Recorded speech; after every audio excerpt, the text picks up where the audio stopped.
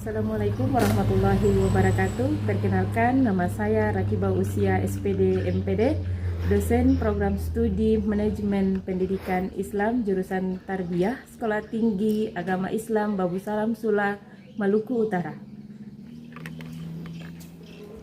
Assalamualaikum. Waalaikumsalam warahmatullahi wabarakatuh.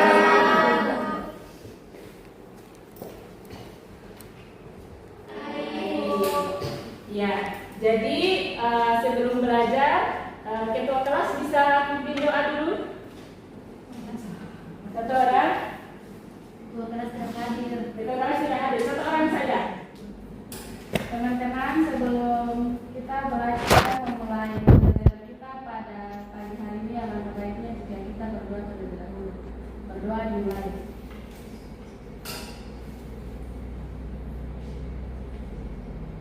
Berdoa selesai.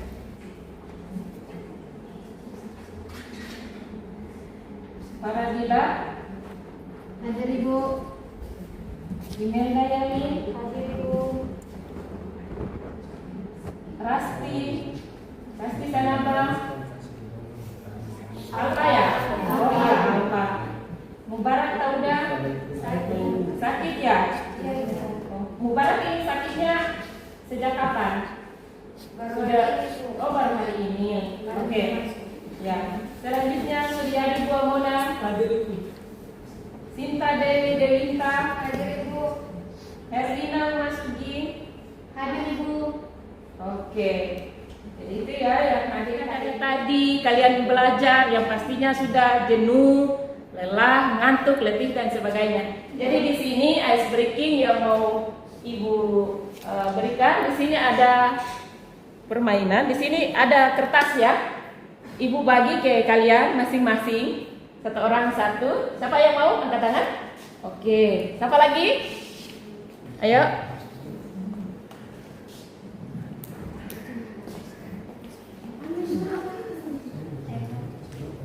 Oke. Coba lihat di dalam kertas kalian itu ada tulisan apa? Yang dapat kata jika yang mana? Coba angkat tangan. Jika. Oke, ke sini. Bisa ke depan. Ayo ke sini saja, tidak apa-apa. Ke sini. Tidak apa. Jadi, jika yang pertama ini Ibu bagi ya, kamu. Berpasangannya sama Suryadi. Nah. Oke, terus kamu dengan ini. Nah, jadi Oke. Sekarang kita bermain ya. Kita hari ini menggabungkan kedua kata antara kata jika dan kata maka. Jadi ketika seseorang yang menemukan kata jika, maka lawannya itu adalah maka. Jadi misalnya contoh, jika saya adalah kupu-kupu, maka jawabannya apa begitu? Ya, oke. Bisa? Paham. Oke, kita lanjut kelompok 1. Jika saya komputer, maka saya akan mempermainkanmu. Oke, very good. Kelompok 2. jika saya perpus, maka saya sehari-hari akan mengunjungimu. Oh, memang so sweet. Selanjutnya kelompok 3. Jika saya internet, maka saya akan menggunakanmu setiap hari. Oh, memang. Apa kan kita ya untuk bagaimana masuk pada materi kita hari ini ya, di mana penggunaan teknologi informasi dalam kehidupan sehari-harinya kita, kayak gitu. Jadi materi yang akan kita bahas sumber belajar, ya anak-anak? Ya. Iya. Jadi sebelum masuk pada materi, di sini saya mau menjelaskan dulu tujuan pembelajaran. Ya, tujuan pembelajaran yang pertama menjelaskan pentingnya teknologi dalam pusat sumber belajar. Terus tujuan pembelajaran yang kedua mengidentifikasi bentuk teknologi informasi komunikasi, dan tujuan pembelajaran yang ketiga adalah memberikan contoh penerapan teknologi informasi komunikasi dalam pusat sumber belajar. Tentang konsep teknologi informasi dan komunikasi atau biasa disingkat dengan TIK ya. TIK itu sendiri adalah segala bentuk yang digunakan untuk mengakses informasi, mengolah, menyimpan, dan menyebarkan informasi. Ya, contoh teknologi yang sering digunakan di sini adalah perangkat keras. Perangkat keras itu ada komputer, ada apa lagi? Proyektor, RAM scanner, ya. Terus kalau perangkat lunaknya dalam TIK itu ada apa saja? Microsoft Office.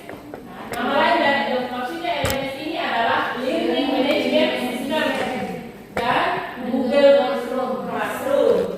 Itu adalah contoh teknologi yang digunakan dalam pusat sumber belajar. Hanya di kantor saja, tetapi ini khusus di sekolah madrasah, ya.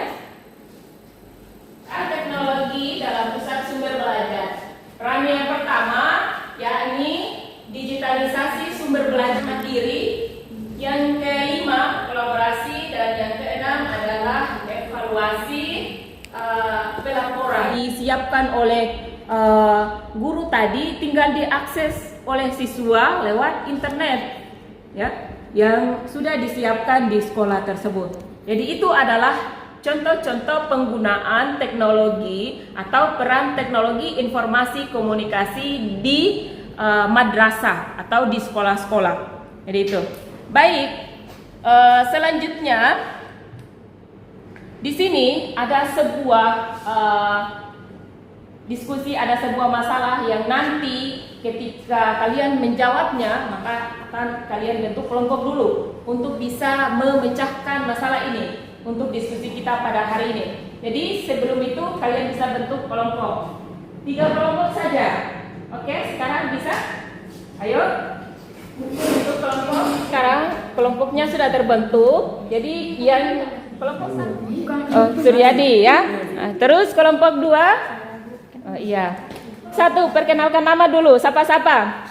Saya Suryadi Bomona. Terus? Saya Susan Weu. Saya Sutriyani Fokatia. Kelompok 2. Ya, perkenalkan nama dulu. Saya dari kelompok 2, nama Inderdaya Bukara. Saya Sinta Dewinta Duwila. Saya Septiani Sabsuha. Saya Netu Masugi. Saya Sunio Mlepua. Perkenalkan namanya.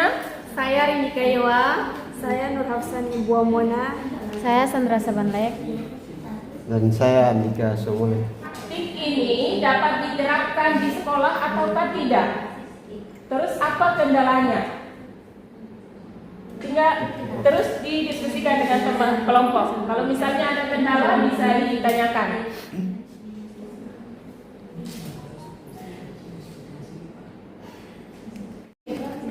Ya, diskusi kelompoknya 10 menit saja ya. Iya, Ibu. Oke, silahkan. Jadi kalau misalnya ada kendala, silahkan tanyakan ke saya.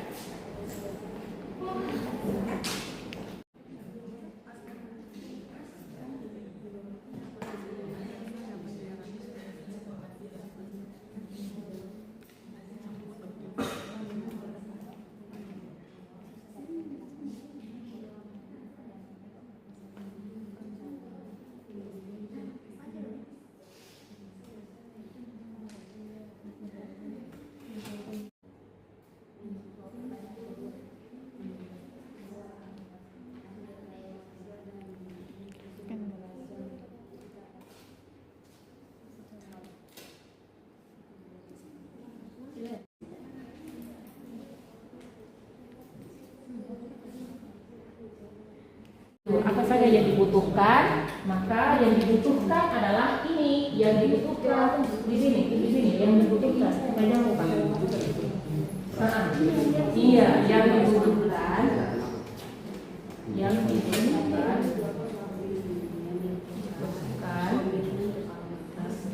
adalah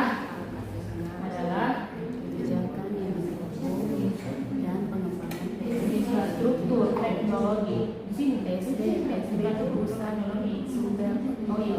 Sudah? Pusat sumber apa tadi? Bisa kan? Pusat Bisa sumber kan saya? belajar. Harusnya tulis apa? Pusat sumber belajar. Mana dibaca? SD itu pusat sumber belajar. Dari saya ke kelompok 3. Boleh. Iya, mana 2? Terus yang kelompok tiga kemana? Jadi yang dibutuhkan ini terdiri dari komitmen kepala madrasah, alokasi anggaran, kebijakan yang mendukung pengembangan PSD. Terus yang kedua, budaya digital sekolah. Budaya digital sekolah ini terbagi dalam dua bagian. Yang pertama, siswa terbiasa belajar mandiri dengan media digital. Yang kedua, kolaborasi antara warga sekolah dengan dalam menggunakan titik. Sudah ada yang sudah selesai diskusinya? Kelompok 3. Kelompok 3. Oh iya, aplausnya dulu untuk kelompok 3.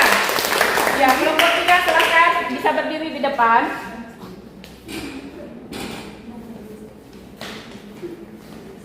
Ya, perkenalkan kelompoknya. Perkembangan zaman, siswa dituntut harus dapat beradaptasi dengan teknologi dan informasi di dunia digitalisasi. Oke. Olehnya itu terbagi dalam yang pertama dukungan yang dibutuhkan yang pertama dukungan manajer, yaitu terbagi ada 3. Yang pertama, komitmen kepala madrasah sangat membantu dalam proses penerapan TIK di setiap madrasah. Yang kedua, alokasi anggaran. Terus yang ketiga, kebijakan mendukung pengembangan PSB. Terus yang kedua, budaya digital sekolah terbagi dalam 2 bagian. Yang pertama, terbiasa belajar mandiri dengan media digital. Terus yang kedua, kolaborasi warga sekolah dalam menggunakan teknologi informasi dan komunikasi. Mungkin demikian hasil diskusi kami dari kelompok 3. Sekian dari saya. Assalamualaikum warahmatullahi wabarakatuh. Assalamualaikum warahmatullahi wabarakatuh. Di sini adalah hasil diskusi dari kami kelompok 2 mengenai dengan menurut Anda apakah semua madrasah dapat menerapkan PSD berbasis TIK? Nah, menurut kami ya, sangat dibutuhkan. Yang dimana di era digital saat ini hampir semua aspek kehidupan berbasis teknologi termasuk di bidang pendidikan. Maka penerapan PSB berbasis TIK menjadi